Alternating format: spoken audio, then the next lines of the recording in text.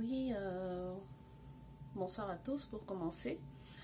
Donc, si je fais cette vidéo aujourd'hui, c'est parce que, comme on dit ici à Québec, on est tanné de certaines situations, avec particulièrement les Québécois. Donc, quand le gouvernement, quand tout le monde parle de diversité, le Québec c'est un pays, c'est une province qui aime la diversité, le Canada aime ça, la diversité. Mais qu'est-ce que vous entendez par diversité, vous les Québécois? Quand on dit diversité, il faut accepter l'autre avec tout ce qui vient avec. Donc la diversité, c'est aussi ça. Donc je parle de ça pourquoi? Parce que dernièrement, quand il y a eu les problèmes à l'attentat à la mosquée, tout le monde est sorti, les partis politiques, tout le monde sort, tout le monde parle de diversité. Et malheureusement, dans nos milieux de vie, dans nos écoles, dans nos travaux, à nos emplois, on ne vit pas la diversité. Je suis désolée de le dire, mais on ne vit pas la diversité. C'est bien beau de parler, mais il faut appliquer ce qu'on appelle la diversité. Quand on accepte quelqu'un, on l'accepte avec ses qualités, puis ses défauts. Donc, je viens dans cette vidéo dénoncer quelque chose qui me touche particulièrement. Donc, mon conjoint a trouvé un nouvel emploi. Puis, hier, il se rend à l'emploi. Au moment du dîner, il sort son repas. Puis, les dames avec qui il était lui disent qu'il ne peut pas manger parce que son repas sent. Et qu'est-ce que j'avais cuisiné? Des spaghettis, des pâtes alimentaires.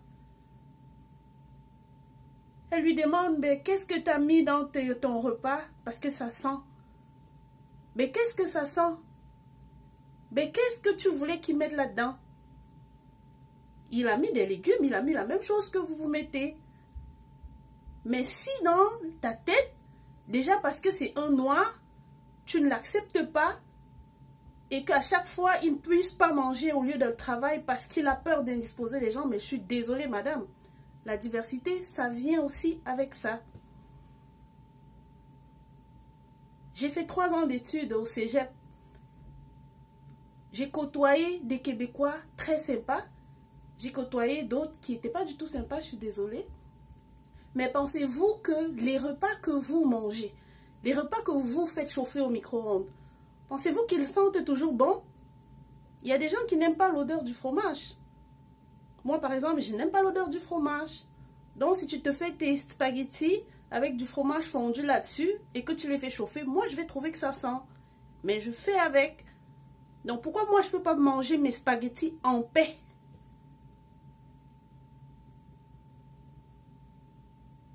Non, mais attendez, soyons raisonnables. Et je parie, il y a 90% des Noirs, des immigrants, qui se font dire que leur repas sent, qui pue. Mais qu'est-ce que vous voulez? Si vous voulez de nous, acceptez-nous avec tout ce dont on est venu avec. Je ne suis pas obligée de cuisiner les pâtes de la même manière qu'un Québécois. Donc si on se retrouve dans une salle de dîner et que je ne puisse pas manger parce que d'autres estiment que mon repas sent, ah ben là c'est terrible. Donc moi particulièrement, je m'étais fait dire que je sens. Mais on comprend bien que nous mangeons épicé. Et moi, dans ma situation, moi je ne reproche vraiment pas la madame qui me l'avait dit. C'était une manière de me faire comprendre quand je venais d'arriver à Québec que peut-être si tu fais la cuisine, essaye de fermer les portes, et nous on essaye de faire ça comme ça pour que lors de la cuisine, que les odeurs ne se déplacent pas vers les armoires, vers les penderies ou vers les chambres. Mais si on ne peut plus manger en public avec vous, si on s'assoit dans une salle à manger, dans une cafétéria sur une table, et que des collègues se lèvent pour aller s'asseoir sur une autre table, Mais comment voulez-vous que l'ambiance au lieu de travail soit conviviale? Mais dites-moi, si à chaque fois que tu t'assois sur une table, d'autres vont se lever pour s'asseoir sur d'autres tables, mais attendez, on ne fait pas les omelettes sans casser les œufs, je suis désolée. Pour manger une omelette, il faut casser de l'œuf. Donc si vous faites venir des immigrants, travailleurs qualifiés, comme vous le dites, avec un processus assez serré, des gens qui ont un bagage intellectuel, que vous n'arrivez même pas d'ailleurs à reconnaître leur diplôme, à leur accepter dans des emplois qui valent leur qualification. Et que malgré tout, vous ne puissiez pas accepter ce qu'ils peuvent manger, ça c'est pas de la diversité.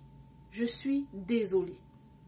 Donc, pour ces Québécois-là, qui n'arrivent pas à accepter autrui avec tout ce qui vient avec, s'il vous plaît, apprenez à vivre en communauté.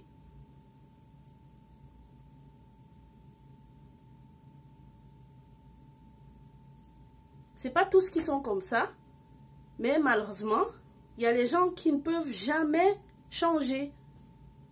Mais si vous ne voulez pas des immigrants dans vos structures, dans vos villes, dites à vos gouvernements d'arrêter le processus d'immigration.